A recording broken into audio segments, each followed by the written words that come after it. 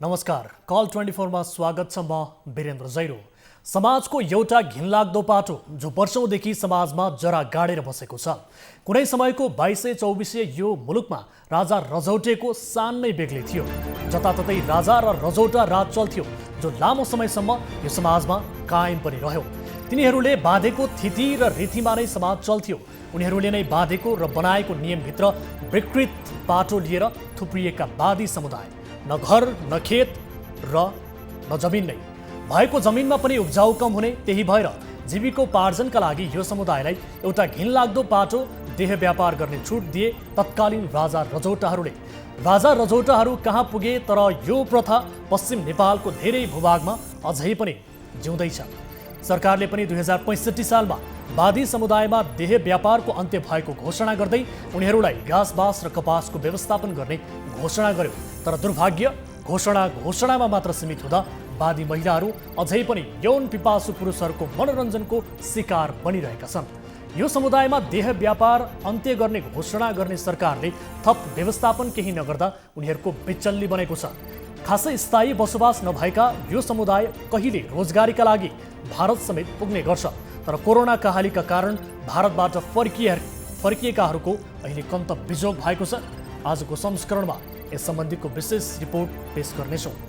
उता मुगुमा एक विद्युत आयोजना अलपत्र परेको छ, जो आयोजना 18 महिनाभित्र सक्ने सम्झौता गरिएको थियो, तर 32 महिना पुग्यो, अहिलेसम्म त्यो आयोजना सम्पन्न भएको छैन। यद्यपि ठेकेदार कम्पनीले कोरोनालाई कारण देखाउँदै अहिले पन्छिने गरेको छ र ठेकेदार कम्पनी समेत अहिले यो गाउँबाट बेपत्ता बनेको छ। मुगुको खत्याड गाउँपालिकामा रहेको विद्युत आयोजना अलपत्रको विषय आजको कार्यक्रममा समावेश गर्नेछौँ। यसबाहेक तपाईँ दर्शकहरूसँगको प्रत्यक्ष कुराकानीमा हामी जोडिनेछौँ।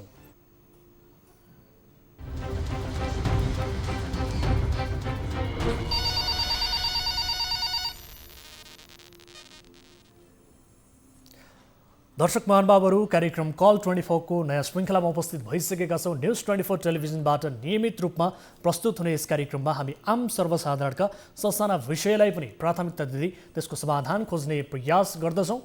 कुनै आपद विपदमा पर्नु भएको छ, कुनै समस्याहरू भोगिरहनु भएको छ भने यति बेला तपाईँका लागि जोडिनका लागि स्टुडियोको टेलिफोन लाइन खुला गरिसकेका छौँ।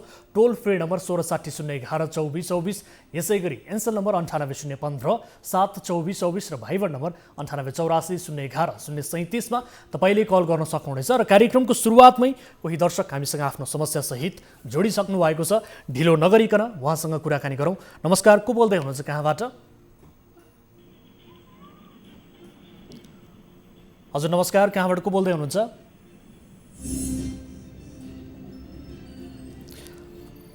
दर्शक महानुभावहरू, यति बेला कोही दर्शक हामीसँग जोडिनु भएको छ आफ्नो गुनासो सहित। उहाँसँग हामी कुराकानी गर्छौँ। हाम्रो टेलिफोन लाइनमा हुनुहुन्छ। नमस्कार, को बोल्दै हुनुहुन्छ, कहाँबाट?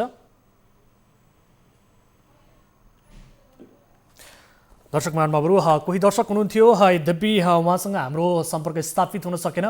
कुनै पनि आपद विपदमा पर्नु भएको छ भने तपाईँका ससाना समस्यालाई पनि प्राथमिकता दिँदै त्यसको समाधान खोज्ने कार्यक्रम हो कल 24। निर्धक्कका साथ तपाईँले कार्यक्रममा सहभागिता जनाउन सक्नुहुनेछ। समाजमा भइरहेका कुनै पनि गलत गतिविधि विरुद्ध तपाईँ खबरदारी गर्न चाहनुहुन्छ भने आफूले हामीलाई सम्पर्क गर्न सक्नुहुनेछ र त्यस पछाडि त्यसको समाधान खोज्ने प्रयास कार्यक्रम मार्फत हामी गर्नेछौँ भन्दै यति बेला दर्शक फेरि हुनुहुन्छ हाम्रो सम्पर्कमा। नमस्कार, को बोल्दै हुनुहुन्छ, कहाँबाट? दर्शक महानुभावहरू, टेलिफोन लाइनमा केही समस्या भएको महसुस मैले गरिरहेको छु। यद्यपि आजको पहिलो विषयतर्फ यहाँहरूको ध्यान आकर्षण गराउन चाहन्छु। विगतमा वादी समुदायका महिलाहरू बालबच्चाहरूको पालन पोषण गर्न देह व्यापार गर्न बाध्य थिए, तर सरकारले 2065 सालमा वादी समुदायका महिलाहरूलाई देह व्यापारको अन्त्य भएको घोषणा गरेको थियो भने घाँस बाँस र कपासको व्यवस्थापन गर्ने निर्णय पनि गरेको थियो। तर अहिले पनि वादी समुदायको समस्या जिउका त्यउ छ। अहिले कोरोना महामारीका कारण सुदूरपश्चिम क्षेत्रमा रहेका वादी समुदायलाई निकै समस्या भएको छ। विभिन्न ठाउँमा गएर गाउने, बजाउने, मादल बनाउने अनि बिक्री गर्ने र त्यसबापत आएको अन्न र पैसाबाट जीविकोपार्जन गर्दथे यो समुदाय। अहिले उनीहरू यो सबै कर्मबाट टाढा हुनुपर्ने भएपछि समस्यामा परेका छन्। सुदूरपश्चिमका वादी समुदाय यो प्रदेशका अछाम, डोटी, बजाङ, बाजुरा, कैलाली, कञ्चनपुर लगायतका जिल्लामा वादी समुदायको बसोबास रहेको छ। तर अधिकांश क्षेत्रमा वादी समुदायको स्थायी बसोबास छैन। त्यसैले यो समुदाय पछिल्लो समय भारतको रोजगारीमा आश्रित हुँदै आएको थियो, तर कोरोना महामारीपछि स्वदेश फर्कन बाध्य भएको यो समुदायको अहिले भने बिचल्ली भएको छ। कैलालीबाट टिभी जर्नलिस्ट सुशील ढुङ्गानाले पठाएको यो रिपोर्ट हेर्नुहोस्।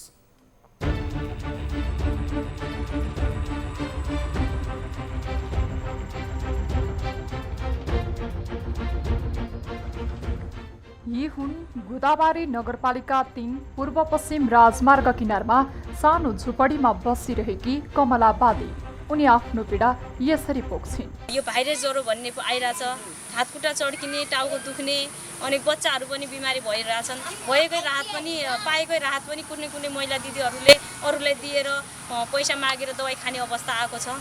कमला जस्तै अन्य 20 बादी परिवार अहिले गोदावरी नगरपालिका 3 मा पर्ने पूर्व पश्चिम महेन्द्र राजमार्गको क्षेत्रमा रहेको जङ्गल छेउमा बस्दै आएका छन्। तर उनीहरूलाई यहाँ बस्न त्यति सहज भने छैन।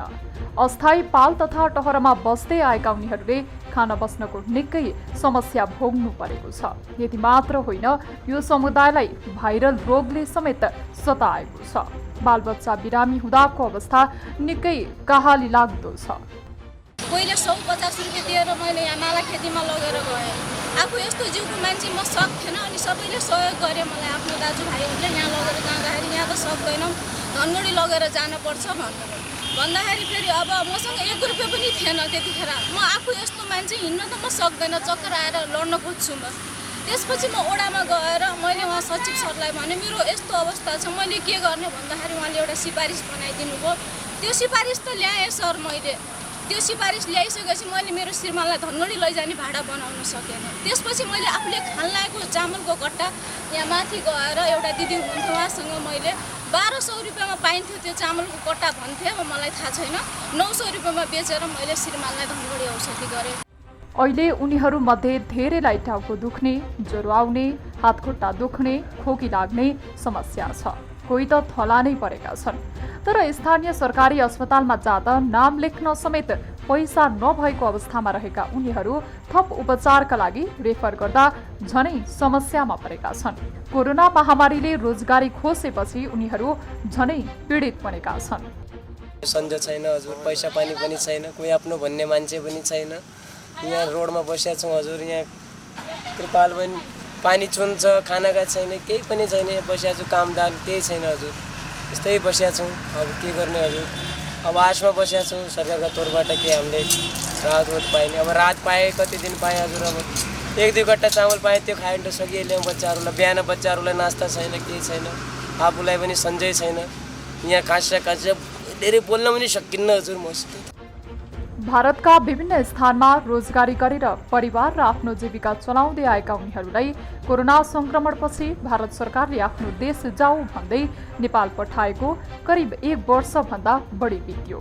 पहिल्यैदेखि नै भारतमा बस्दै आएकोले उनीहरूको नेपालमा बस्ने न त कतै जग्गा छ न त घर नै।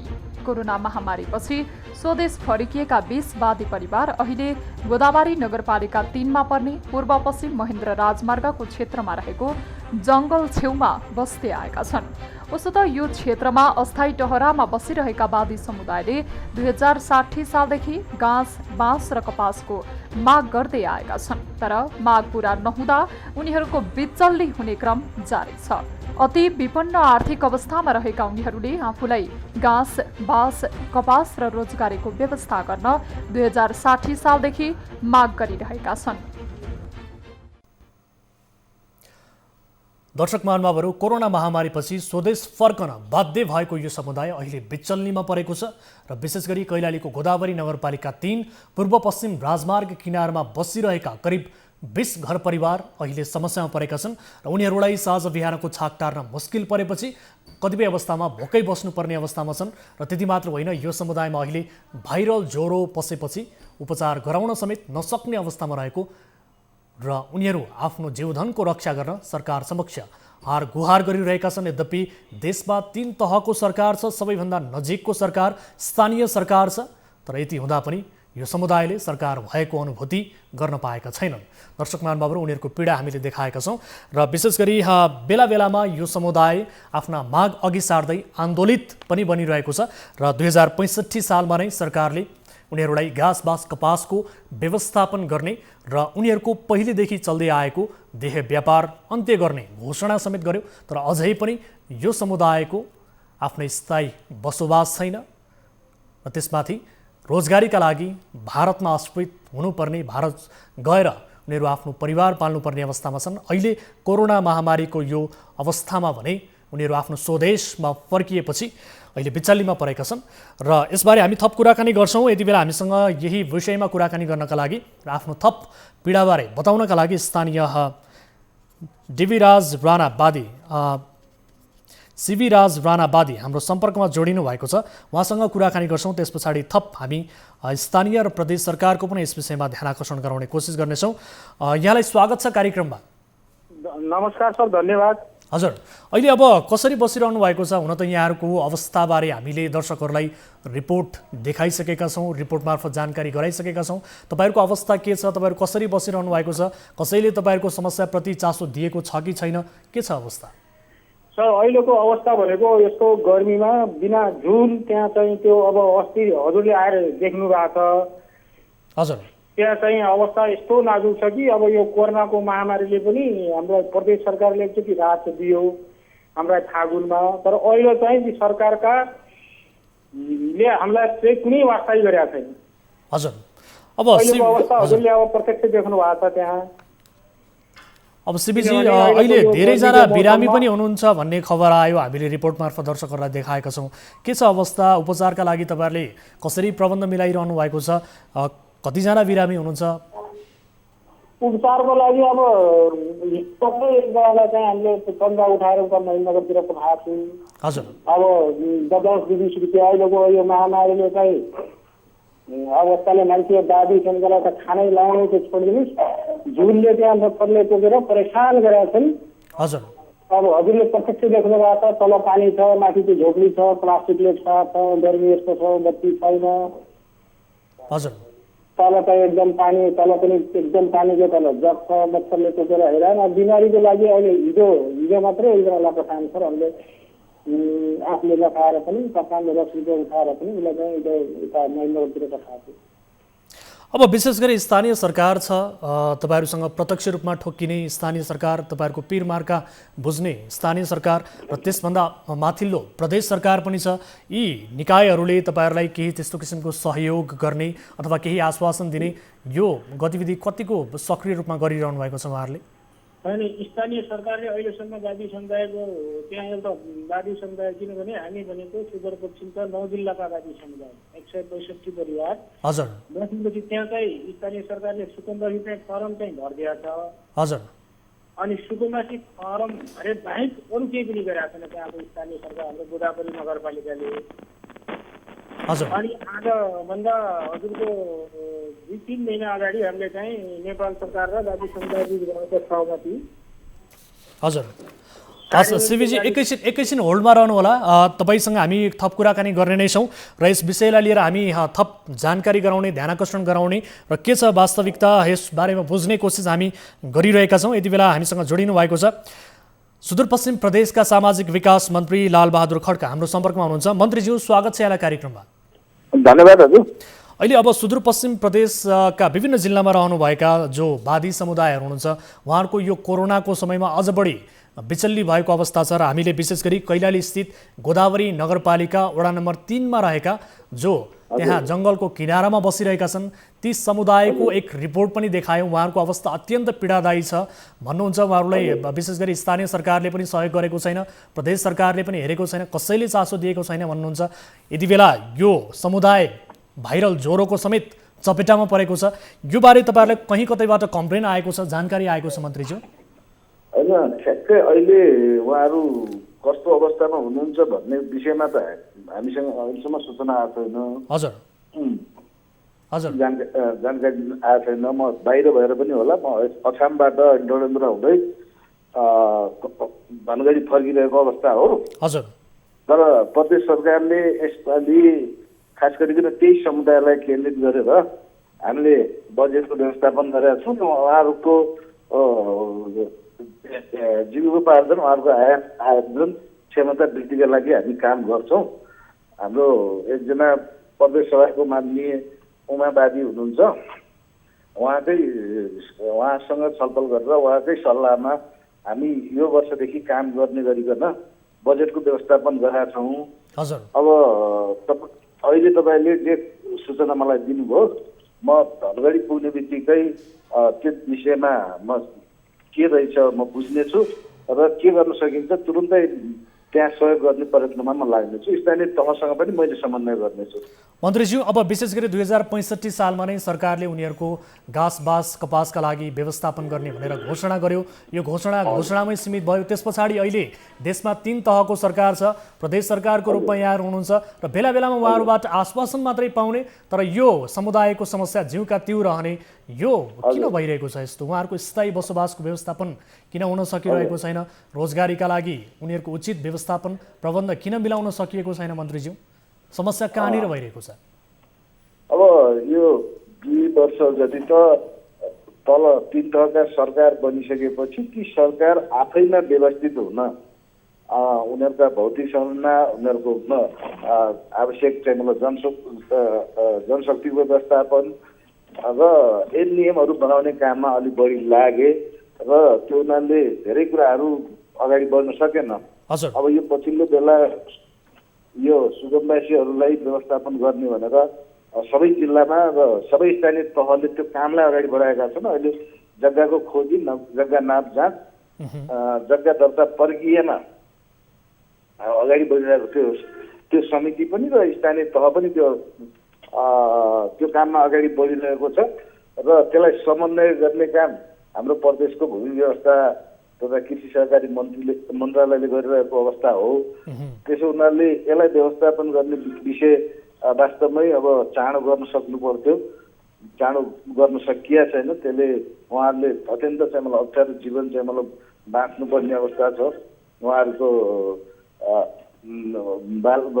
बालबच्चाहरूलाई विद्यालय पढाउनेदेखि लिएर सबै धेरै विषयमा समस्या छ।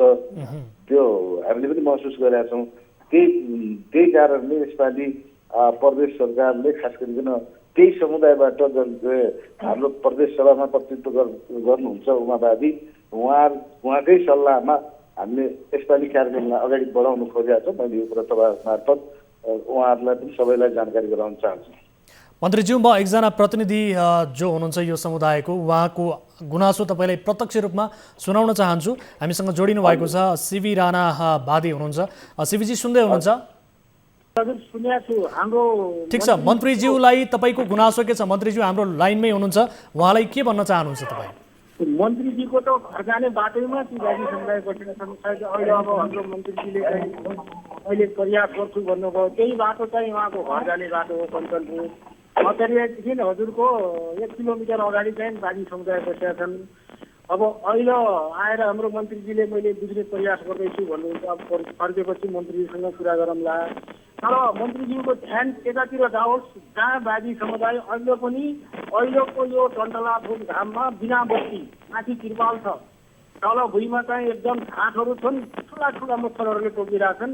एकचोटि मन्त्रीजीले त्यहाँ घर जाने बेला, घर पाएको अब उहाँको घर हो, अहिले त उहाँ कहाँनिरको बस्यो हजुर? त्यो भनेको हाम्रो पानीधारा भैँसी, त्यो हाम्रो भैँसीको अलिकति यता, त्यो भैँसी पालनभन्दा अलि यता। हजुर, मालिका टोल। मन्त्रीजी म सिभी राणा। हजुर हजुर। अनि हजुरले एकछिन अहिले त म त अहिले हाम्रो प्रदेशलाई त धन्यवाद दिन्छु, किनभने अहिले चाहिँ हाम्रो प्रदेशले अलिकति अस्ति नै लाइसेन्स मागेका थियौँ माननीय मुख्यमन्त्रीज्यूसँग, किनभने 65मा देह व्यापार अन्त बाजी समुदायलाई सरकारले तपाईँहरूले देह व्यापार गर्नुहुन्छ भनेर कलङ्कको टिका चाहिँ अन्त गर्न प्रयास गरे हो। तर यो पालि चाहिँ हाम्रो सुदूरपश्चिम प्रदेश सरकारलाई चाहिँ धन्यवाद के छ भने अलिकति काटिलो तरिकाले बजेट व्यवस्थापन चाहिँ गर्नुभएको छ। त्यसको लागि म सहित सम्पूर्ण बाजी समुदायको तर्फदेखि सुदूरपश्चिम प्रदेश सरकारलाई धन्यवाद। तर मन्त्रीजीले अलिकति यसो गोदापरी त्यो महिनगर जाने रोडको गोदापरी पुलभन्दा 500 मिटर अगाडि जानुहुन्छ भने प्लास्टिकले बेरेका साना झुप्राहरूमा बाजी समुदायको बसोबास छ। यसो फिर्ता भएपछि एकचोटि मन्त्रीजीले आइदियो भने हामी पनि खुसी हुन्थ्यौँ कि मन्त्रीजी आए। अब प्रक्रिया चाहिँ लामो होला, तर मन्त्रीजीले चाहिँ हाम्रो दैलोमा पुगिदिए पनि हामीलाई धेरै, मन्त्रीलाई हामी धेरै धेरै धन्यवाद दिन्छौँ। मन्त्रीजी सुन्दै हुनुहुन्छ? हजुर मैले सुने। अब यो 20 घर परिवार त्यहाँ जे कुरा भन्नुभयो, हजुर म त्यो बस्तीमा जाने उहाँहरूसँग छलफल गर्ने कुरामा म चाँडै चाहिँ म आउँछु। यो पनि म जानकारी गराउन चाहन्छु। हजुर। र अर्को विषय भनेको म मन्त्री भएको अघिल्लो 14 गते, यो 14 गते 1 महिना र आज कति 22 गते भन्नाले 1 महिना 1 हप्ता मात्रै भएको छ। त्यसो हुनाले हामीले यसपालि विगतमा के भयो मैले त्यसको समीक्षा नगरौँ, हजुर, तर यसपालि हामीले उहाँहरूलाई सम्बोधन गरेका छौँ र त्यो कसरी चाहिँ मतलब जान सकिन्छ त्यो र अलिकति दीर्घकालीन रूपले र ठोस रूपले त्यो समुदायको जीवन स्तरलाई माथि उकास्न के गर्न सकिन्छ हामी उहाँहरूसँग बस्छौँ र छलफल गर्छौँ र हामी यसपालि त्यो अलिकति ठोस ढङ्गले कार्ययोजना बनाएर कार्यक्रम अगाडि बढाउँछौँ भन्ने कुरा पनि म अवगत गर्न चाहन्छु र म 1 हप्ता 10 दिनभित्रै म समय मिलाएर त्यो बस्तीमा जाने उहाँहरूसँग छलफल गर्ने कुरामा पनि तपाईँ मार्फतै जानकारी गराउन चाहन्छु। हस्, अलिकति ढिलो पनि होला 1 हप्ता 10 दिन भनेपछि मन्त्रीज्यू, किनभने केही व्यक्तिहरू त्यहाँ बिरामी पनि हुनुहुन्छ, उहाँहरूको उपचारको प्रबन्ध पनि मिलाउनु पर्नेछ।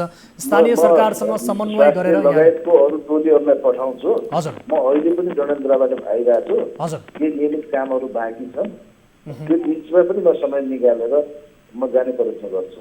हस्, यो प्रतिबद्धताका लागि धन्यवाद। र यो समुदायमा देखिएको समस्या र उहाँहरूको उचित बसोबासका लागि जुन व्यवस्थापन प्रदेश सरकारले योजना अघि सारेको छ, यसको पूर्णताका लागि पनि हामी कामना गर्न चाहन्छौँ र तपाईँले दिनुभएको जुन यो प्रतिबद्धता छ यसका लागि पनि धन्यवाद। र तत्काल उहाँहरूको समस्या अहिले प्रारम्भिक रूपमा के हो यसलाई समाधान गर्नका लागि यहाँले पहल थाल्नुहुनेछ भन्ने अपेक्षा पनि हामी गर्दछौँ। समय र जानकारीका लागि यहाँलाई धेरै धेरै धन्यवाद मन्त्रीज्यू। र सँगसँगै सिबीजी सुन्दै हुनुहुन्छ? हजुर हजुर सर, सरलाई पनि धन्यवाद छ सर। मन्त्रीज्यूलाई हामीले ध्यान आकर्षण गरायौँ। अहिले त्यहाँ देखिएका प्रारम्भिक जति पनि समस्याहरू छन् त्यो समस्याबारे बताउनु होला, उहाँले पहल गरिदिन्छु भनेर भन्नुभएको छ। स्थानीय सरकारसँग पनि समन्वय गर्छौँ भनेर भन्नुभएको छ। मलाई यो जानकारी गराउनुहोस्, स्थानीय सरकारले तपाईँहरूको समस्याप्रति कतिको चासो देखाइरहेको छ? उहाँ हाम्रो टेलिफोनबाट छुट्टिनु भएको छ। यद्यपि हामी यसबारे कुराकानी गर्न खोजिरहेका थियौँ र स्थानीय सरकार पनि त्यही छ। स्थानीय सरकारका मेयर साहब हुनुहुन्छ, उहाँसँग समन्वय गरेर के भएको हो भनेर बुझ्नका लागि र थप यो समुदायको समस्या समाधान गर्नका लागि आफूले पहल थाल्ने भनेर मन्त्रीज्यूबाट हामीले प्रतिबद्धता पाइसकेका छौँ। यद्यपि यो विषयलाई हामी फलोअप गर्नेछौँ र हाम्रो चाहना भनेको विशेष गरी देशमा स्थानीय सरकार छ, प्रदेश सरकार छ, सङ्घीय सरकार, 3 तहको सरकार छ। यो 3 तहको सरकार भएको अवस्थामा पनि भुइँ तहका मानिसहरूले, व्यक्तिहरूले अझै पनि सरकार भएको अनुभूति गर्न पाएका छैनन्। आफ्नो जीवन निकै कष्टपूर्ण अवस्थामा बिताउनु परिरहेको छ। यद्यपि सरकारले बेला बेलामा यो वादी समुदायका लागि विभिन्न किसिमका आश्वासनहरू, घोषणाहरू दियो, घोषणाहरू गर्यो, तर ती घोषणाहरू घोषणामै सीमित भन्दा अझै पनि उनीहरूको जीवन जिउका तिउँ छ, कष्टपूर्ण अवस्थामा बाँचिरहेका छन्। यो समुदायको पीडा झन्झन बलजोदो छ, कारण कोरोना महामारीको यो समयमा। यसतर्फ सम्बन्धित निकायको ध्यान आकर्षण गराएका छौँ। यति बेला कोही दर्शक हामीसँग जोडिनु भएको छ आफ्नो समस्या सहित। नमस्कार, को बोल्दै हुनुहुन्छ, कहाँबाट? नमस्ते, म अमृत थापा, नयाँ बानेश्वर 31 एकता मार्गबाट फोन गर्दैछु। नयाँ बानेश्वरबाट, यहाँको शुभ नाम? मेरो नाम अमृत थापा। म पेसाले यहाँ रेस्टुरेन्ट व्यवसायी सर, विगत 4-5 वर्षदेखि। हजुर। अब मेरो चाहिँ समस्या चाहिँ हजुरको के छ भने यो कुनै गाउँ दूर दराजको होइन, नयाँ बानेश्वर जस्तो चाहिँ काठमाडौँको मुटु जस्तो ठाउँमा यहाँको चाहिँ मैले चाहिँ स्पेसली यहाँ रोडको हालत, यहाँको चाहिँ कन्डिसन त्यहीलाई हाइलाइट गर्न लागिरहेको छ। भनेपछि बाटोको विषयमा तपाईँले गुनासो गर्न खोज्नु भएको के छ? बाटो सर यो एक्ज्याक्टली हामी चाहिँ यो नयाँ बानेश्वर संसद भवनको पछाडि छौँ। हजुर। यहाँ चाहिँ यो 31 नम्बर वडा सर, यहाँ बाटो चाहिँ मान्छेहरू हिँड्न नसक्ने, त्यस्तो चाहिँ यहाँको चाहिँ हिलाम्ने बाटो भनौँ न। इभन चाहिँ यहाँ चाहिँ 80 स्कुटी र गाडीहरू पुरै एक्सिडेन्ट भएर गढेर त्यसलाई चाहिँ यसो चाहिँ हाइलाइट गर्छु भने बाटोको अवस्था दयनीय छ, त्यस कारणले गर्दाखेरि तपाईँले गुनासो गर्नुभयो। अब विशेष गरी वडा कार्यालय छ त्यहाँ 31 नम्बर वडा भन्नुभयो होइन, स्थानीय सरकार छ। यो बाटोको लागि कुनै योजना यो बनाउनका लागि कुनै त्यस्तो किसिमको पहल स्थानीय सरकारले गरेको छैन? सर अब स्थानीय सरकारले फर्सियर स्थानीय सरकारले चाहिँ आफ्नो स्थानीय ठाउँमा के भइरहेको देखाउन नै पर्ने हो। यस्तो बाटो छ स्थानीय जनताहरू चाहिँ यहाँ चाहिँ एकदम चाहिँ गाह्रो तरिकाले चाहिँ होइन हिडुल गर्न पनि एकदम गाह्रो भएको छ। हामीले यहाँ चाहिँ नयाँ बानेश्वर व्यापार सङ्घबाट नि हामीले पहल गरेको थियौँ सर बाटोको लागि। उहाँहरूले भन्नुभएको छ बाटो यहाँ चाहिँ यहाँ मुद्दा परेको छ, बाटोको चाहिँ के मुद्दा छ भन्नु। मुद्दा परे नि एटलिस्ट तपाईँको ग्राभेल त गर्न सक्छ नि त स्थानीय सरकारले। भनेपछि त्यहाँ जग्गाको विषयलाई लिएर केही त्यस्तो किसिमको मुद्दाको मामिला रहेको छ हो? जग्गा विवादसँग कुरा गर्दाखेरि त्यहाँ चाहिँ मुद्दाको जस्तो कुरा गर्नुभयो। अब यहाँ घरबेटीहरूको कुराहरू छ। अब हामी चाहिँ व्यापारीहरूलाई चाहिँ एकदम यहाँ चाहिँ एकदम गाह्रो छ सर। काठमाडौँको चाहिँ मुटु जस्तो ठाउँमा यो बाटो तपाईँको गाउँ दूर दराजमा चाहिँ अहिले पिच भएको छ। असारे बजेट कता चाहिँ सक्नु भएको छ भने यहाँ चाहिँ केन्द्रबाट चाहिँ किन देखिँदैन भन्न खोजेको छ। अब अमृतजी यो बाटोको अवस्था कहिलेदेखि दयनीय छ तपाईँले गुनासो जुन गर्नुभएको छ? यो दयनीय नै छ सर। अब यहाँ हामीले देख्दै तपाईँको लास्ट महिना मात्रै तपाईँको मेलम्ची यहाँ सबै गरिसकेको छ। ढलका कामहरू सबै कम्प्लिटली भएको छ होइन। त्यहाँबाट हामीलाई त यो फर्सियर हामीलाई चाहिँ यो पहिल्यै लागेको थियो। अब बर्खा लाग्दैछ त्यसपछि हिलामे हुन्छ भन्नु न बाटोको कन्डिसन यस्तो छ भनेर अब हामीले यहाँ स्थानीयसँग नि कुरा गरेको। उहाँहरूको खोइ मेजोरिटी नभएको हो कि भनौँ न यसमा समन्वय नभएको जस्तो देखिन्छ।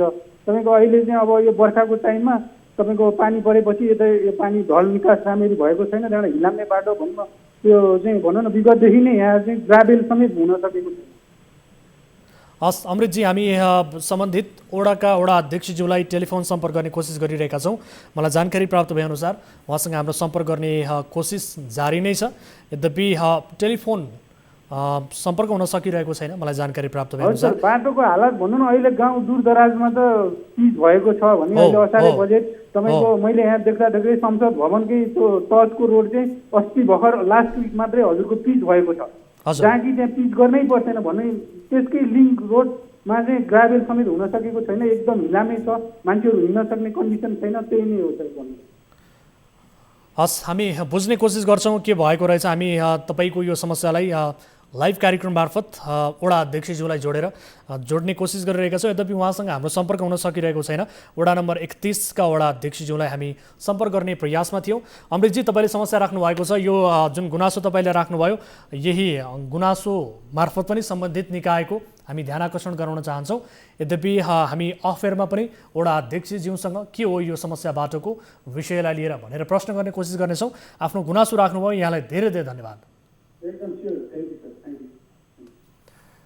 दर्शक महानुभावहरू, स्थानीय सरकारप्रति अहिले नागरिकहरूको धेरै अपेक्षा रहन्छ। विशेष गरी सामान्य विकासका कुराहरूमा स्थानीय सरकारले आफ्नो समस्याहरूलाई समाधान गरिदियोस् भन्ने नागरिकको अपेक्षा हुने गर्दछ। अझ भनौँ यी आवश्यक पूर्वाधारहरू, सडक, बिजुली, विशेष गरी विद्यालयका कुराहरू र भौतिक संरचनाका कुराहरू, विकास निर्माणका कुराहरूमा स्थानीय सरकारले चासो दिइदियोस् र त्यही चासोलाई लिएर स्थानीय नागरिकले दियोस् भन्ने हिसाबले नागरिकले पनि अपेक्षा गरेका हुन्छन्। यद्यपि अझै पनि ससाना समस्याहरूमा मुलुक अल्झिरहेको छ। विकास निर्माणका काममा निकै पछाडि छ। सडक निर्माण व्यवस्थित रूपमा हुन सकेको छैन र भएका निर्माणहरू पनि भरपर्दो रूपमा दीर्घकालीन रूपमा हुन सकेको अवस्था छैन, जसका कारण स्थानीय नागरिकहरूले शास्ति खेप्नु परिरहेको छ र स्थानीय सरकारले यसतर्फ चासो दिइरहेको अवस्था पनि छैन कतिपय अवस्थामा। यसबारे हामीले कुराकानी गर्ने कोसिस गरेका थियौँ। यद्यपि वडा अध्यक्षज्यूको टेलिफोन सम्पर्क हुन सकेन। खैर, यति बेला कोही दर्शक फेरि जोडिनु भएको छ, उहाँसँग पनि कुराकानी गर्छौँ। नमस्कार, को बोल्दै हुनुहुन्छ, कहाँबाट? दर्शक महानुभावहरू, कार्यक्रम कल 24 मा छौँ। आज टेलिफोन लाइनमा पनि केही समस्या भइरहेको छ। कुनै आपद विपदमा पर्नु भएको छ भने तपाईँले हामीलाई सम्झन सक्नुहुनेछ, सम्पर्क गर्न सक्नुहुनेछ। कार्यक्रममा प्रत्यक्ष रूपमा सहभागिता जनाएर आफ्ना गाउँठाउँमा भएका कुनै पनि गलत गतिविधि विरुद्ध खबरदारी गर्न सक्नुहुनेछ। यति बेला कोही दर्शक हाम्रो लाइनमा। नमस्कार, को बोल्दै हुनुहुन्छ, कहाँबाट? हजुर नमस्कार सर, म दीपक ढकाल बोल्दैछु झापाबाट सर। दीपकजी, के समस्यामा पर्नुभयो, के का लागि सम्झिनु भयो? सर, यो गौरदा वार्ड नम्बर 9 मा झापा जिल्लाको गौरदा नगरपालिका वार्ड नम्बर 9 मा जुन विकास निर्माणका कामहरू छन् नि। कुन नगरपालिका भन्नुभयो दीपकजी? कुन नगरपालिका भन्नुभयो? गौरदा नगरपालिका वार्ड नम्बर 9। हजुर, समस्या भन्नुहोस् न। अनि त्यो विकास निर्माणका काममा ढिलासुस्ती भएको छ एक त। अनि अर्को कुरो चाहिँ के छ भने सर, जुन राहत प्याकेजहरू आउँछ नि नगरपालिकामा, हजुर, त्यो चाहिँ त्यहाँ गाउँका स्थानीयहरूले नपाएको गुनासो गरेका छन्। र हामीले पनि यहाँ लगभग यहाँ गाउँठाउँमा नजिकैको वार्डहरू चाहिँ भएको कारणले गर्दा जुन कृषि अनुदानहरू लगायत धान बाली अथवा ट्याङ्कीहरू, कुटी काट्ने मेसिन लगायत उसको लागि जुन जानकारी नै नगराइकन उनीहरूका मान्छेहरूलाई मात्र त्यसरी बाँडिराखेका छन् होइन। त्यसको लागि हजुरहरूलाई जानकारी गराउनको लागि हामीले फोन गर्यो। अब दीपकजी अलिकति स्पेसिफिक रूपमा मलाई तपाईँको समस्या भनिदिनुहोस्, विशेष गरी विकास निर्माणमा ढिलासुस्ती भनेको के काममा ढिलासुस्ती भयो? सडकको समस्या छ सर।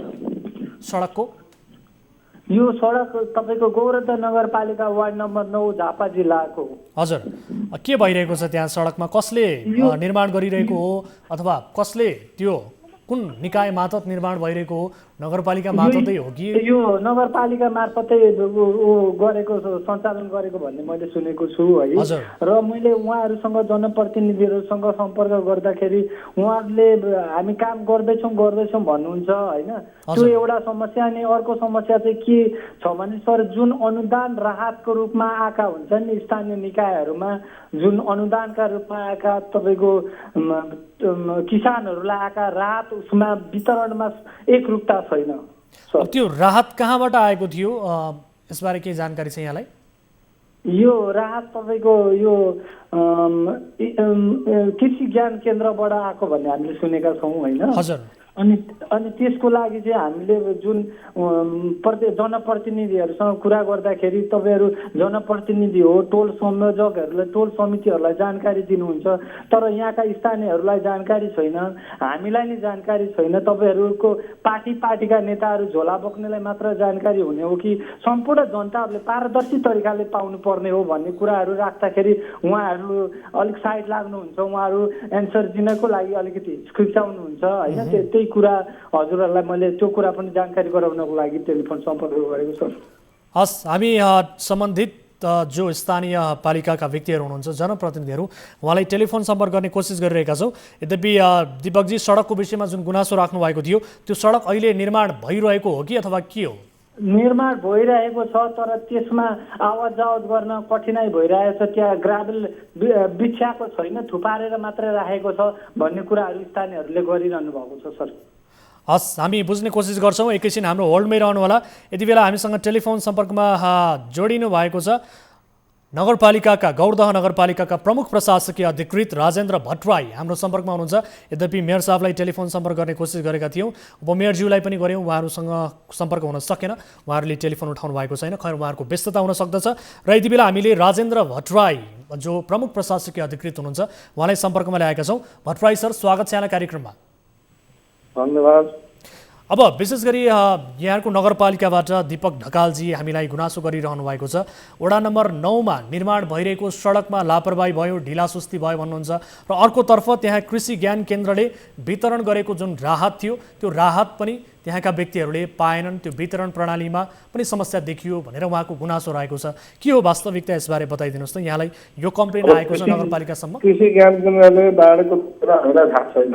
हजुर, कसलाई बाँडो होइन, हामीलाई सम्पर्क पनि गरेको छैन। कृषि ज्ञान केन्द्र मार्फत नगरपालिकामा बनाएको त्यसमा भनेको हजुर सुरुमा साइजमा त्यो हाम्रो इस्टिमेटमै रहेनछ, माटो हालेर कम्प्याक्ट गर्ने। त्यस पछाडि हामीले रिभाइज गरेर माटो हालेर कम्प्याक्ट गर्ने गरेका छौँ। त्यसको फाइनल केही पेमेन्ट केही भएको छैन। काम चाहिँ हेर्ने काम रनिङमै छ।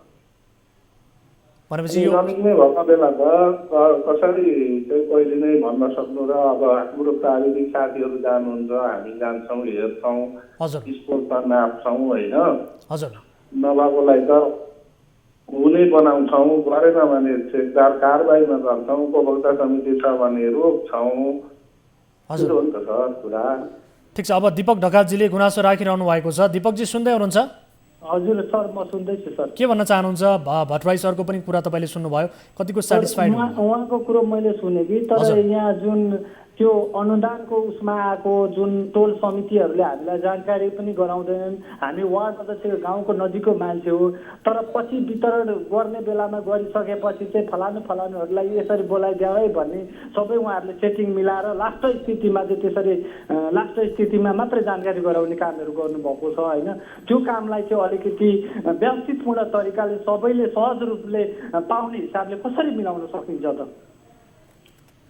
भट्टराई सर सुन्दै हुनुहुन्छ, उहाँले त्यही होइन, अनुदानका तपाईँले विषय अब कृषि ज्ञान केन्द्रको भन्नुभयो, ज्ञान केन्द्रले के बाँडेको छ, कसलाई बाँडेको छ हामीलाई थाहा हुँदैन होइन। हजुर हजुर उसले आफ्नो किसिमले उसको क्राइटेरिया होला सिलेक्सन गर्ने। आउँछ नि राहत प्याकेजहरू, त्यो राहत प्याकेजहरू आउँदाखेरि तपाईँको वार्ड अध्यक्ष लगायत जनप्रतिनिधि लगायत टोल समितिहरूलाई जानकारी हुन्छ नि, तर त्यो टोल समितिहरूले चाहिँ वास्तविक पीडितहरूलाई जानकारी नदिकन उनीहरूले आफ्ना मानिसहरूलाई मात्र बाँडिरहेको हामीले देखिरहेको नि त। अब त्यो हेर्नुहोस्, यसको मैले किन उत्तर दिन सक्दिनँ भने हजुर हजुर ज्ञान केन्द्रबाट आएको केही राहत उहाँहरूले वार्डमा के समन्वय गरेर जानकारीमा ज्ञान केन्द्रले म यो बाँड्दैछु अनुदानमा त्यहाँ के छ भनेर हाम्रो नगरपालिकामै सिलेक्सन क्राइटेरिया यो हो भनेर नगरपालिकाले आएको मलाई थाहा छैन, जानकारी छैन। ए नगरपालिकासँग यस विषयमा कुनै किसिमको जानकारी छैन, नगरपालिका मार्फत वितरण भइरहेको पनि होइन, यहाँहरूसँग नगरपालिका मार्फतको भनिरहेको छैन, मैले ज्ञान केन्द्रको भन्नुभयो तपाईँले। त्यही त मैले भन्न खोजेको, कृषि ज्ञान केन्द्रले चाहिँ नगरपालिका मार्फत वितरण गरिरहेको होइन, समन्वय पनि छैन, जानकारी पनि छैन। हस्, अब यो सडकको विषय चाहिँ भट्टराई सर झोलमा बस्ने मानिसहरूलाई मात्र के कारणले गर्दा जानकारी हुन्छ, यसमा चाहिँ अलिकति पारदर्शीपूर्ण तरिकाले वितरण भएको छैन। हामीले अपडेटहरू लिन जाँदाखेरि पनि हामीले देखेका छौँ, प्रत्यक्ष हामीले जानकारी पनि पाएका छौँ, स्थानीयहरूले गुनासो पनि गर्नुभएको छ। भट्टराई सर उहाँले भन्न खोज्नु भएको जस्तो अब कृषि ज्ञान केन्द्रले वितरण गरिरहेको छैन, जुन हिसाबले वितरण गर्नुपर्ने थियो लक्षित वर्गसम्म त्यो राहत पुगिरहेको छैन भन्ने उहाँहरूको गुनासो आइसके पछाडि यसलाई लिएर अब यो गुनासोलाई सम्बोधन गराउनका लागि नगरपालिकाले वितरण कसरी भइरहेको छ भनेर त्यसको सुपरिवेक्षण गर्न सक्छ कि सक्दैन, त्यो अधिकार राख्छ कि राख्दैन? मैले तपाईँलाई ज्ञान केन्द्रले वितरण गरेको कुरा मात्रै भन्नुभयो। अब यसरी कुरा आइसकेपछि हामी ज्ञान केन्द्रलाई कहाँ बाँड्यौ, तिम्रो क्राइटेरिया के हो, कस्तो मान्छेलाई बाँड्यौ, बाँड्दाखेरि नगरपालिका पस्दाखेरि नगरपालिकाको स्वीकृति लिएर पसेन। अब समस्या आएपछि न खोज्ने हो हजुर होइन। पहिले पनि एकचोटि त बसेर त्यो जिल्लामा छलफल हुँदा मैले नै भने हुँ होइन। जाने बेलामा तपाईँहरू वान डोर जानु होला, आफ्नो खुसीले कुद्नु भएन भने त्यसको जवाब तपाईँहरूलाई नै दिनुपर्छ भनेर मैले चाहिँ कृषि बैठकमा जिल्ला स्तरको बैठकमा पनि भने हो। अब उहाँहरू चाहिँ आफ्नै किसिमले सेलेक्सन हाम्रो पुरानो काम हो लगातार आएको भन्नुहुन्छ होइन, पकेटको कार्यक्रम लगातारको कार्यक्रम भन्नुहुन्छ। त्यो चाहिँ हामीलाई पनि जानकारी हुँदैन, नभएको कुरा हामीले कसरी उत्तर दिँदैन। अब हामीले गर्न सक्ने भनेको विषय आउँदा दिनमा तपाईँहरूले गर्ने चिजको जानकारी हामीलाई पनि हुनु पर्यो। तपाईँहरूको सेलेक्सन क्राइटेरिया के हो, को मान्छे परे, कहिले गर्नुहुन्छ भनेर चाहिँ हामीले त्यो पूर्व जानकारी हुनुपर्छ भनेर उहाँहरूसँग फाइल गर्ने, कुरा गर्ने, अनुरोध गर्ने, चिठी लेख्ने यो काम चाहिँ हुन सक्छ। भट्टराई सर हामीले भन्न खोजेको त्यही हो, खासमा वितरण प्रणाली प्रभावकारी भएन, पारदर्शी भएन भने त त्यहाँका किसान नागरिकहरू, किसान दाजुभाइहरू मारमा परे नि होइन, त्यही नगरपालिकाका। सो उहाँहरूको पक्षमा नगरपालिकाले पनि बोलिदिनु पर्यो। कुरोलाई प्रश्न यो हो, क्राइटेरिया यो हो, यो क्राइटेरिया तपाईँको कारणले पर्नु भएन भन्ने बित्तिकै त मान्छेले क्वेसन उठाइहाल्छ नि। हजुर, त्यो सोधी खोजी गर्ने जिम्मेवारी तपाईँहरूको पनि हो, त्यसकारण यस विषयमा सोधिदिनुहुन्छ अब के भएको रहेछ भनेर यो किसानको गुनासोलाई सम्बोधन गरिदिनुहुन्छ। हस्, थ्याङ्क यू सो मच। र सँगसँगै दिपकजी गुनासो राख्नुभयो, यहाँलाई पनि धन्यवाद। हामीले नगरपालिकाको ध्यान आकर्षण गराएका छौँ, एकपटक तपाईँ आफै पनि सम्पर्क गर्नुहोला र उहाँले के भएको हो, किन चाहिँ वास्तविक किसानहरूसम्म पुगेन राहत भन्ने विषयमा सोधी खोजी गर्ने उहाँले बताउनु भएको छ। यस विषयमा तपाईँ आफै पनि फलोअप गर्नुहोला र हामी पनि यो विषयलाई फलोअप गर्नेछौँ भन्दै अब अर्को विषयतर्फ यहाँको ध्यान आकर्षण गराउन चाहन्छु। दर्शक महानुभावहरू, यति बेला कोही दर्शक भने हामीसँग जोडिनु भएको जानकारी प्राप्त भएको छ, उहाँसँग हामी कुराकानी गर्छौँ। यद्यपि एक अर्को रिपोर्ट पनि हामी यहाँहरू समक्ष प्रस्तुत गर्न गइरहेका छौँ। विशेष गरी मुगु जिल्लाको पश्चिमी भेग कत्याड गाउँपालिका वडा नम्बर 11मा एक सञ्चालित विद्युत आयोजना अलपत्र परेको छ। यस विषयमा हामीले केही रिपोर्ट तयार गरेका छौँ, यो रिपोर्ट देखाउनेछौँ। त्यसअघि कोही दर्शक हाम्रो लाइनमा हुनुहुन्छ। नमस्कार, को बोल्दै हुनुहुन्छ, कहाँबाट? हजुर हजुर यो तपाईँको बनगार कुपेन्द्र नगरपालिका वार्ड नम्बर 1 को होइन? हजुर देखि हो। यहाँको शुभ नाम? मेरो नाम प्रकाश नगाल। प्रकाशजी कहाँबाट भन्नुभयो तपाईँको ठेगाना एकपटक फेरि भन्नुहोस् त। सल्यान बनगार कुपेन्द्र नगरपालिका वार्ड नम्बर 1 कञ्चनपुरबाट भन्नुभयो? वार्ड नम्बर 1 देखि हजुर, सल्यानदेखि। ए सल्यानबाट? हजुर हजुर। सल्यान कुन नगरपालिकाबाट, कुन गाउँपालिकाबाट? बनगार कुपेन्द्र नगरपालिकाबाट। हस्, के समस्या पर्नु भएको थियो? आफ्नो समस्या राख्नुहोस् त। हजुर समस्या हाम्रो यस्तो जो खानेपानीको तपाईँको 2टा किस्ता भुक्तानी भइसक्यो खानेपानी योजनाको हजुर हाम्रो गाउँको, यो हाम्रो घाटगाउँ बुरेलीको। हजुर तपाईँको चाहिँ लास्ट किस्ता नगरपालिकाले दिने भन्ने कुरो, नगरपालिकाले अहिलेसम्म चाहिँ तपाईँको नाम परिवर्तन भएको कारणले नदिने हामीबाट हुन सक्दैन। कार्यपालिकाले चाहिँ निर्णय गरिसकेको छ, तर हाकिम साहबले चाहिँ उहाँले कुनै सोल्युसन नदिएको कारणले तपाईँ नाम सच्याएर आउनुहोस् भन्ने चाहिँ गर्नुहुन्छ। भनेपछि खानेपानी आयोजनामा त्यहाँ नगरपालिकामा तपाईँहरूले गुनासो गर्नुभयो होइन? हजुर हजुर। नगरपालिकामा के भनियो त तपाईँहरूलाई? नगरपालिकाको हाकिम साहबले भन्नुहुन्छ कि नाम चाहिँ परिवर्तन भएको छ, नाम परिवर्तन गर्ने शाखा जुन ठाउँबाट हामीले शाखा त्यो बनाएर आएको थियौँ सल्यान जिल्लाबाट, त्यो चाहिँ शाखा नै नभएको कारणले त्यो नाम परिवर्तन हुने सम्भावना अलिक कम देखिया छ। हजुर, अब यो समस्या कति समयदेखि तपाईँले भोगिरहनु भएको छ? कतिजनाको सङ्ख्यामा सबैले राखिसकेको हो नगरपालिकामा। नगर प्रमुखलाई पनि हामीले गोविन्द कुमारको फोन हुनुहुन्छ नगर प्रमुख, उहाँलाई पनि हामीले समस्या राख्यौँ, हाकिम साहबलाई पनि समस्या राख्यौँ, तर उहाँहरूले चाहिँ कुनै सोल्युसन हामीलाई दिनु भएन। कतिजनाको सङ्ख्यामा हुनुहुन्छ तपाईँहरू यो समस्या भोग्ने अहिले? हजुर कतिजनाको सङ्ख्यामा हुनुहुन्छ तपाईँहरू यही समस्याबाट गुज्रिरहनु भएको? हामी 22 घर पुर्रे, 22 देखि 25 घर पुर्रेहरू होला। 22 घर दुरी। अब यो खानेपानीको समस्या चाहिँ कहिलेदेखि हो खासमा? यो करिब 2 वर्षदेखि भुक्तानी अड्किरहेको छ राम्रो। 2 वर्षदेखि कति छ तपाईँहरूले पाउनुपर्ने रकम? यो तपाईँहरूले हामीले 5,57,000 जति छ सर। 5,57,000? हजुर 5,57,000 यस्तै गरी छ। अब स्थानीय सरकार अन्तर्गतकै बजेट अन्तर्गत यो आयोजना निर्माण भएको हो कि के हो?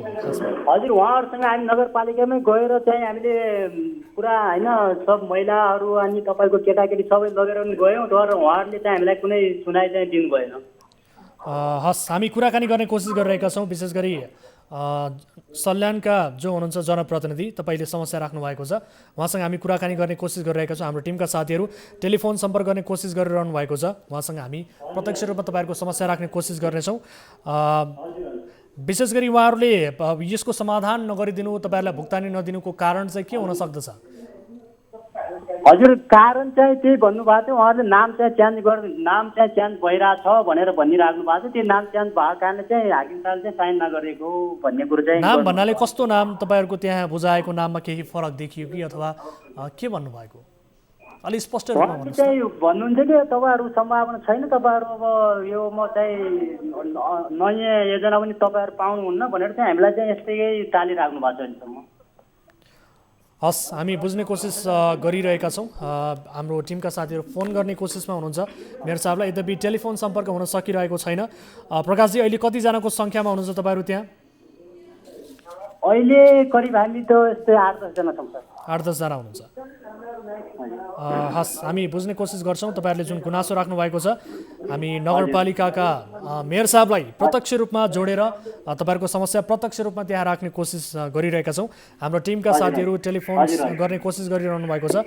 जो मेयर साहब हुनुहुन्छ गोविन्द कुवर, उहाँलाई हामीले गोविन्द कुवरजीलाई टेलिफोन सम्पर्क गर्ने कोसिस गरिरहेका छौँ। जो उहाँसँग हामी टेलिफोन सम्पर्क गर्ने कोसिसमा छौँ, तर उहाँको फोन यति बेला व्यस्त बताइरहेको छ। प्रकाशजी, तपाईँहरूको समस्या प्रत्यक्ष रूपमा हामी उहाँहरूलाई राख्ने कोसिसमा छौँ। तपाईँहरूका अन्य प्रश्नहरू के छन् बताउनु होला बर, यसबाहेक अन्य प्रश्नहरू, अन्य समस्याहरू के छन् यसबारे बताउनुहोस् त, यही विषयलाई लिएर। बाइक चाहिँ अब खेती अहिले चाहिँ त्यही विषयमा हामीले न्यानो समस्या चाहिँ त्यही विषय छ। अनि तपाईँको यो खानेपानी यो पुरा हामीले अहिलेसम्म त पिरिरहेको छौँ सर। अब तपाईँको कस्तो छ भने फेरि लाइट बिल पनि यो पहिला 2टा गाउँको भएको कारणले अहिले एउटा गाउँ पानी चाहिँ काटेका छौँ हामीले। अर्को गाउँको लागि चाहिँ घाटगाउँ भन्ने यहीँदेखि नजिक हाम्रो यही वार्ड नम्बर 1 पर्छ। उहाँले चाहिँ बिल भुक्तानी नगरेका कारणले त्यो बिल पनि रोकिरहेको छ। विद्युतको त्यो तपाईँको रिडिङ गर्नु पनि उहाँहरू आउनुहुन्न तपाईँको। अनि यो के भन्छ, उहाँहरूले बिल पनि बुझिदिनु भएको छैन अहिले विद्युतमा पनि। हस्, तपाईँहरूको समस्याबारे हामी बुझ्ने कोसिस गर्नेछौँ। यद्यपि अहिले विशेष गरी हाम्रो मेयर साहब जो हुनुहुन्छ उहाँले टेलिफोन उठाउनु भएको छैन, उहाँको व्यस्तता हुन सक्दछ र खैर अफ एयरमा पनि हामी कोसिस गर्छौँ र सँगसँगै यति बेला मलाई जानकारी प्राप्त भएअनुसार हामी उपमेयरज्यूलाई टेलिफोन सम्पर्क गरिरहेका छौँ, जो मन्जु एयर हुनुहुन्छ। उहाँसँग हामी कुराकानी गर्ने कोसिस गर्छौँ। मेयर साहबसँग टेलिफोन सम्पर्क गर्ने कोसिस गरिरहेका थियौँ, उहाँको फोन उठेन र अहिले भने हामी उपमेयरज्यूलाई टेलिफोन सम्पर्क गर्ने कोसिस गरिरहेका छौँ। यद्यपि उहाँसँग पनि सम्पर्क हुन सकिरहेको छैन। प्रकाशजी, अहिलेका लागि तपाईँहरूसँग छुट्टिन्छु। विशेष गरी तपाईँहरूको यो समस्या हामी सम्बन्धित निकायका व्यक्तिहरूलाई राख्ने कोसिस गर्नेछौँ। अफ एयरमा पनि हामीसँग जोडिनु भयो, तपाईँहरूको समस्या प्रत्यक्ष रूपमा राख्ने कोसिस गरेका थियौँ, हाम्रो कोसिस सफल हुन सकेन। अफ एयरमा हामी यो विषयलाई फलोअप गर्नेछौँ। अहिलेका लागि छुट्टिन्छौँ। धेरै धेरै धन्यवाद। दर्शक महानुभावहरू, तपाईँहरूले कार्यक्रममा उठान गर्नुभएका विषयहरू र विशेष गरी तपाईँहरूले गुनासो गर्नुभएका विषयहरूलाई लाइभ कार्यक्रम मार्फत नै सम्बोधन गराउने प्रयास हाम्रो रहन्छ। त्यसर्थ सम्बन्धित निकायका व्यक्तिहरूलाई जोडेर उहाँहरूसँग के भएको हो, किन भएको हो, यावत प्रश्नहरू तपाईँका समस्यासँग सम्बन्धित रहेर तपाईँका प्रश्नहरूलाई प्रतिनिधित्व गर्दै त्यसको समाधान खोज्ने, उत्तर खोज्ने, जवाबदेहीता खोज्ने लिने प्रयास हाम्रो रहेको छ। र यति बेला कोही दर्शक फेरि जोडिनु भएको छ। नमस्कार, को बोल्दै हुनुहुन्छ, कहाँबाट? सर नमस्ते। हजुर, कहाँबाट को बोल्दै हुनुहुन्छ? म महेन्द्रनगरबाट, महेन्द्रनगर भीमदत्त नगरपालिकाबाट मोतीबहादुर नेपाल सर। मोतीबहादुर नेपाल भन्नुभयो? हजुर। मोतीजी, के समस्या पर्नुभयो, के का लागि? सर यो 2043 सालमा केडिसीले नेपाल सरकारबाट भुक्तानी मुआवजा दिएर सबै व्यक्तिहरूलाई मुआवजा दिएर महाकाली सिँचाइ परियोजना अन्तर्गतबाट सिँचाइ चालु भएको सर। अब अहिले हाल आएर युएल 4/2 को टर्सरीमा यो भीमदत्त 2 वार्ड नम्बर 2 मा युएल 4/2 को टर्सरीमा केही व्यक्तिहरूले यो हालको नाफीमा त्यहाँ भएका गन्दा नालाहरू दर्ता प्रक्रिया गरी त्यो भएको नहरलाई नै काटेर तल चाहिँ करिबन 20 देखि 25 परिवारलाई चाहिँ पानीबाट वञ्चित भएर नहर भत्किएको अवस्था छ। हजुर।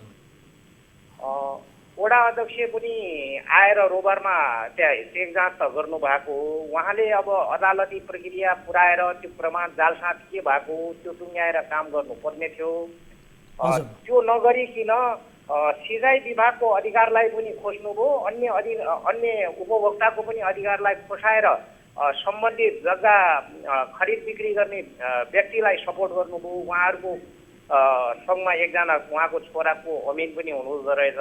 त्यो भएर हाम्रो चाहिँ सरकारी स्वामित्व भएको सम्पत्ति चाहिँ भत्किएर हामीले पानी पाउन पानीबाट वञ्चित हुनुपर्ने अवस्था भयो। यसबारेमा एकचोटि फिल्डमै आएर हेरेर यसको निकासा केही पाउन सकिन्थ्यो कि। अब यो विषयलाई लिएर विशेष गरी अत्यन्त गम्भीर विषय तपाईँले उठान गर्नुभएको छ। अहिले पानीका लागि समस्या भोगिरहनु भएको र सँगसँगै मलाई यो जानकारी गराउनुहोस्, यो विषय अदालतसम्म मुद्दा परिसकेको विषय हो? नै, परेको छैन, अदालतमा मुद्दा परेको छैन। अहिले हामी जल उपभोक्ता सङ्घ मार्फत नै छलफलमा छौँ र जिल्ला सिँचाइ विभाग डिभिजनलाई चाहिँ यो कुरा जानकारी छ। अनि स्थानीय सरकारले के भनिरहेको छ? नगरपालिकाका मेयर साहबहरू के भन्नुहुन्छ? स्थानीय सरकारले चाहिँ अब यो वडा अध्यक्ष डिके कार्कीजी हुनुहुन्छ, हजुर, उहाँले चाहिँ आएर चाहिँ आफै रोबरमा बसेर खनाउनु हो, नहरलाई भत्काउनु हो। अब के कुन कारणले भत्काउनु हो यो कुरा नै बुझ्न सकिएको छैन। र हाम्रो सिँचाइ डिभिजनले चाहिँ अध्यक्ष सहित दोषी हो भन्ने ठहर छ। अब तपाईँहरूलाई मुआवजा दिने भनिएको थियो, मुआवजा पाउनु भयो त? हामीले कुनै मुआवजाको मागै गरेको छैन। हामीले त नहर बनाउने, त्यहाँ गन्दा नाला कि खोल्ने भन्ने कुरा हो। हस्, यसबारे हामी बुझ्ने कोसिस गरिरहेका छौँ। हाम्रो टिमका साथीहरूलाई म अनुरोध गर्न चाहन्छु, सम्बन्धित भीमदत्त नगरपालिकाका जनप्रतिनिधिहरू को हुनुहुन्छ उहाँहरूलाई टेलिफोन सम्पर्क गर्ने कोसिस गर्नुहोला एकपटक। र कार्यक्रमको अन्त्यमा पनि छौँ हामी। विशेष गरी मोदीजीको समस्यालाई हामी सम्बोधन गराउनका लागि मेयर साहबलाई टेलिफोन सम्पर्क गर्ने कोसिस गर्दछौँ। तपाईँले जुन समस्या राख्नु भएको छ उहाँसँग हाम्रो सम्पर्क हुन सकेको छैन। मलाई जानकारी प्राप्त भएअनुसार फोन उठाउनु भयो, तर उहाँले आफ्नो व्यस्त छु भन्ने किसिमको जवाफ दिनुभएको छ। खै ठिक छ, यो विषयलाई हामी हाम्रा टिभी जर्नलिस्ट मार्फत फलोअप गर्नेछौँ। मोदीजी, हाम्रा टिभी जर्नलिस्ट कञ्चनपुर स्थित सुरेश भट्टको पनि हामी ध्यान आकर्षण गराउन चाहन्छु र म धेरै धेरै धन्यवाद दिन्छु सर। यो समस्या हामीले पानी कसरी पाउने त्यो पानी पाउने पहल गरिदिनु पर्यो, मेरो निवेदन यही नै छ सर। मोदीजी एकैछिन होल्डमा रहनु होला, हामीले यति बेला सम्पर्कमा ल्याएका छौँ उपमेयरज्यूलाई टेलिफोन सम्पर्कमा ल्याएका छौँ, छोटो उहाँसँग कुराकानी गरिहाल्छौँ। सुशीला चन्द्र सिंह हाम्रो सम्पर्कमा हुनुहुन्छ जो भीमदत्त नगरपालिकाका उपमेयर हुनुहुन्छ।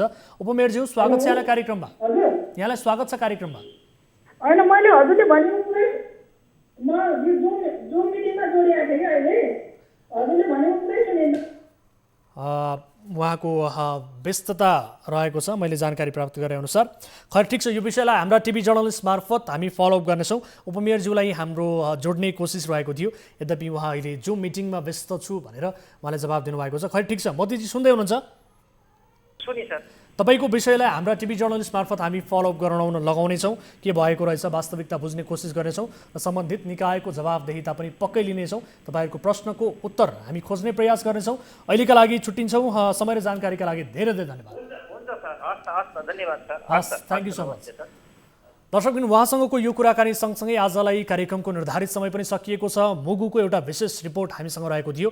यो रिपोर्ट भोलिको श्रृङ्खलामा हामी प्रस्तुत गर्नेछौँ र सम्बन्धित निकायसँग त्यसको जवाबदेहिता हामी लिएरै छाड्नेछौँ।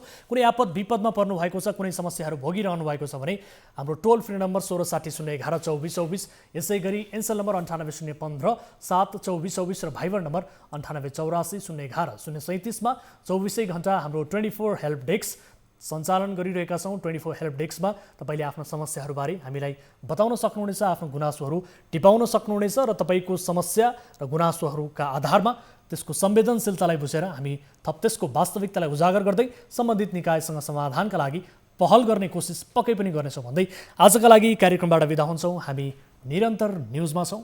नमस्ते।